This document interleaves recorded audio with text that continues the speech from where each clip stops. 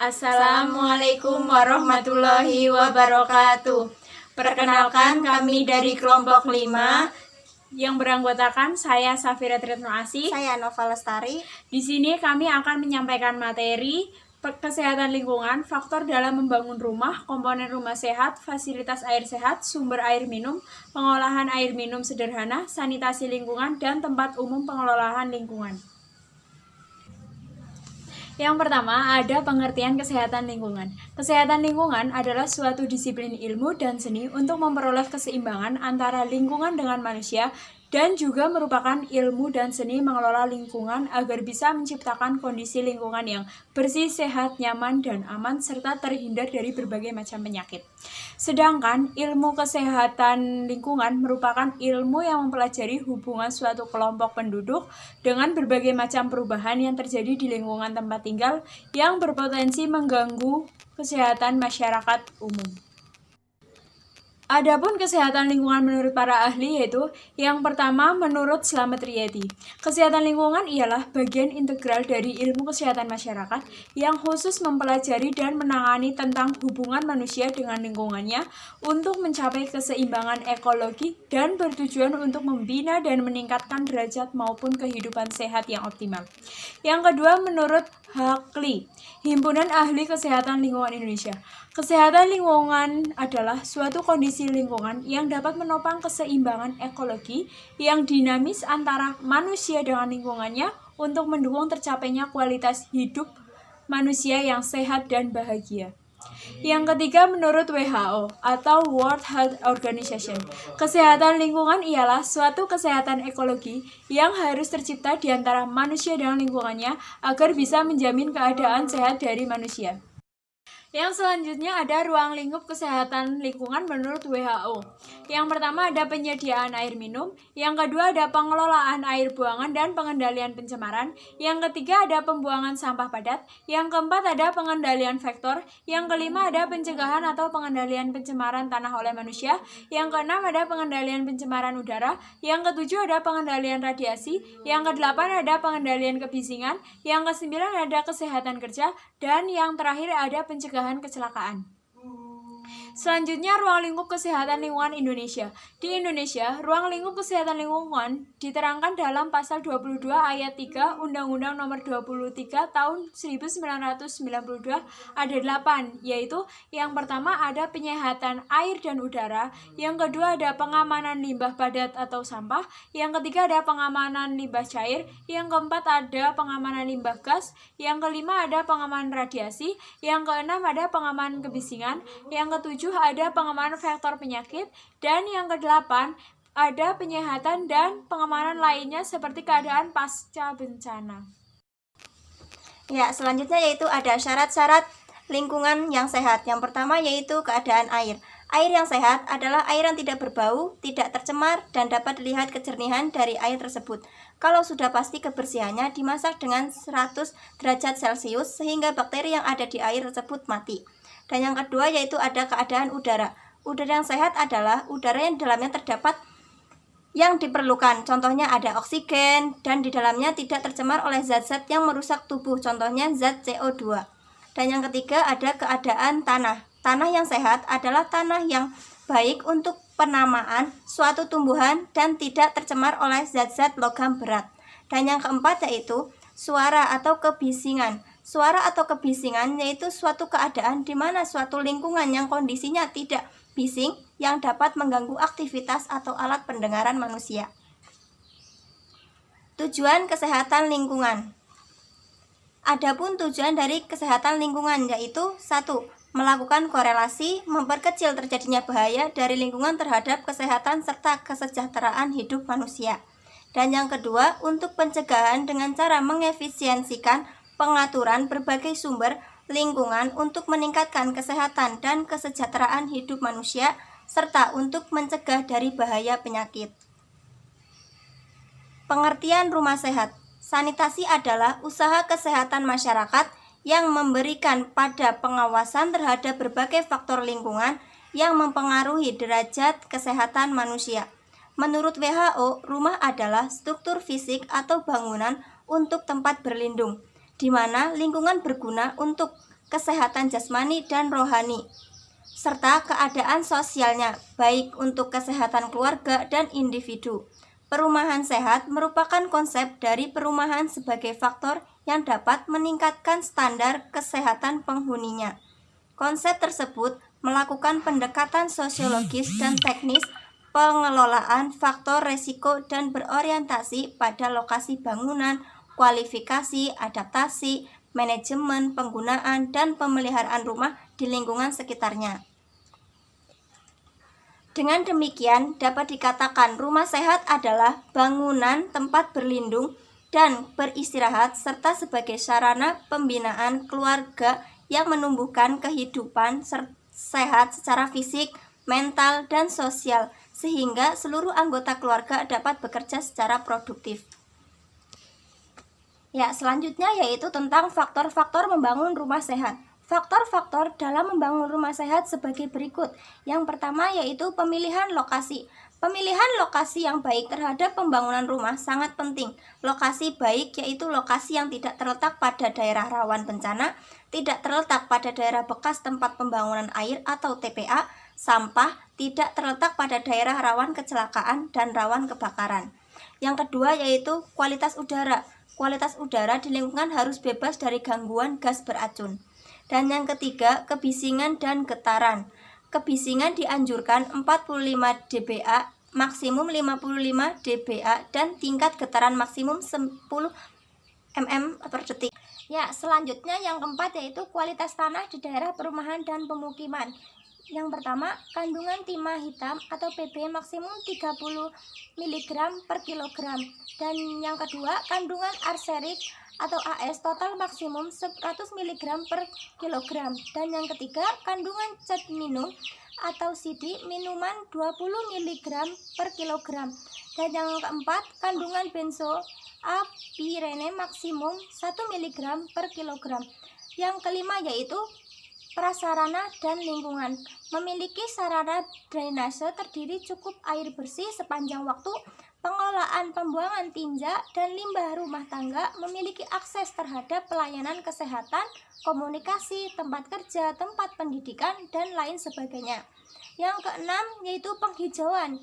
Pepohonan untuk penghijauan lingkungan pemukiman merupakan pelindung dan juga berfungsi untuk kesejukan, keindahan, dan keserasian alam. Selanjutnya yaitu ada komponen rumah sehat. Komponen rumah sehat meliputi yang pertama yaitu langit-langit. Di bawah kerangka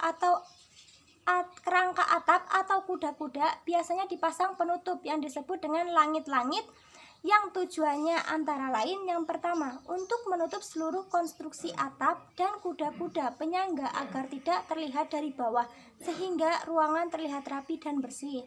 Dan yang kedua untuk menahan debu yang jatuh dari kotoran. Dan yang terakhir untuk membuat ruangan antara yang berguna sebagai penyekat sehingga panas atas tidak mudah menjalar ke dalam ruangan di bawahnya. Dan yang kedua yaitu dinding. Adapun syarat-syarat untuk dinding antara lain. Yang pertama, dinding harus tegak lurus agar dapat memikul berat sendiri.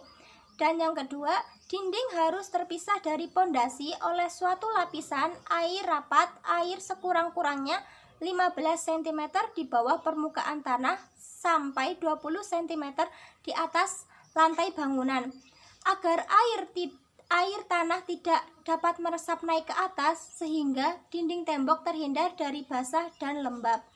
Dan yang ketiga yaitu lantai harus cukup kuat untuk menahan beban di atasnya. Bahan-bahan untuk lantai biasanya yang digunakan dari ubin, kayu, plesteran, atau bambu dengan syarat-syarat tidak licin, stabil, tidak lentur waktu diinjak, tidak mudah aus, permukaan lantai harus rata dan mudah dibersihkan. Yang keempat yaitu jendela. Jendela dibuka pada pagi hari agar cahaya dapat masuk dan udara dapat berputar sehingga akan memperkecil resiko penularan penyakit infeksi. Yang kelima yaitu ventilasi. Ventilasi adalah proses penyediaan udara segar ke dalam suatu ruangan dan pengeluaran udara kotor suatu ruangan tertutup baik alamiah maupun buatan. Yang keenam, pencahayaan. Cahaya yang cukup kuat untuk penerangan di dalam rumah merupakan kebutuhan manusia. Penerangan ini dapat diperoleh dengan pengaturan cahaya buatan dan cahaya alam. Selanjutnya ada fasilitas air sehat. Air sehat sangat penting bagi kehidupan manusia. Di dalam tubuh manusia itu sendiri sebagian besar terdiri dari air. Tubuh orang dewasa sekitar 55-60% berat badan terdiri dari air. Untuk anak-anak sekitar 65% dan untuk bayi sekitar 80%. Kebutuhan manusia akan air sangat kompleks terhadap antara lain untuk minum, masak, mandi, mencuci, dan sebagainya. Di antara kegunaan-kegunaan air tersebut yang sangat penting adalah kebutuhan untuk minum. Selanjutnya, air yang sehat harus mempunyai persyaratan, antara lain yang pertama ada syarat fisik. Persyaratan fisik untuk air minum yang sehat adalah bening atau tidak berwarna, tidak berasa, suhu di bawah suhu udara di luarnya sehingga dalam kehidupan sehari-hari. Yang kedua ada syarat bakteriologis. Air untuk keperluan minum yang sehat harus bebas dari segala bakteri, terutama bakteri patogen. Yang ketiga ada syarat kimia. Air minum yang sehat harus mengandung zat-zat tertentu di dalam jumlah yang tertentu pula. Kekurangan atau kelebihan salah satu zat kimia di dalam air akan menyebabkan gangguan fisiologis pada manusia. Sumber air minum. Yang pertama ada dari air hujan. Air hujan dapat ditampung kemudian dijadikan air minum. Tetapi air hujan tidak mengandung kalsium. Yang kedua ada air sungai dan danau. Menurut asalnya sebagian dari air sungai dan air danau ini juga dari air hujan yang mengalir melalui saluran-saluran di dalam sungai atau di danau ini. Oleh karena itu air sungai dan danau ini sudah terkontaminasi atau tercemar oleh berbagai macam kotoran, maka bila dijadikan air minum harus diolah terlebih dahulu. Yang ketiga ada mata air. Air yang keluar dari mata air ini berasal dari air tanah yang muncul secara alamiah. Yang keempat ada air sumur dangkal. Air ini dikeluarkan dari dalam tanah, maka juga disebut air tanah, berkisar antara 5-15 meter dari permukaan tanah. Dan selanjutnya ada air sumur dalam. Air ini berasal dari air kedua di dalam tanah. Di dalamnya air permukaan tanah biasanya di atas 15 meter. Pengolahan air minum sederhana. Yang pertama ada pengolahan secara alamiah. Yang kedua ada pengolahan air dengan menyaring. Yang ketiga ada pengolahan air menambahkan zat kimia. Yang keempat ada pengolahan air dengan mengalirkan udara. Sanitasi lingkungan. Sanitasi lingkungan adalah status kesehatan lingkungan yang mencakup perumahan, pembuangan kotoran, penyediaan air bersih, dan sebagainya. Tujuan dari sanitasi yaitu untuk menjamin kebersihan lingkungan manusia sehingga terwujud suatu kondisi yang sesuai dengan persyarakatan kesehatan untuk mengembalikan, memperbaiki, dan mempertahankan manusia. Cara untuk menjaga sanitasi lingkungan. Yang pertama, membuang sampah pada tempat yang telah disediakan. Yang kedua, melakukan pemilihan sampah sesuai dengan jenisnya. Yang ketiga, melakukan pengolahan kembali pada jenis sampah. Yang keempat, melakukan sosialisasi dan himbauan berkaitan dengan menjaga kebersihan. Yang kelima, melakukan penutupan di sisi atas saluran air.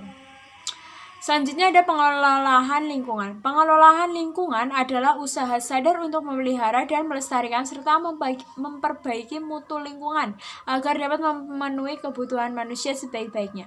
Tujuan dari pengelolaan lingkungan yang pertama untuk mencapai kelestarian hubungan manusia dengan lingkungan hidup sebagai tujuan membangun manusia seutuhnya.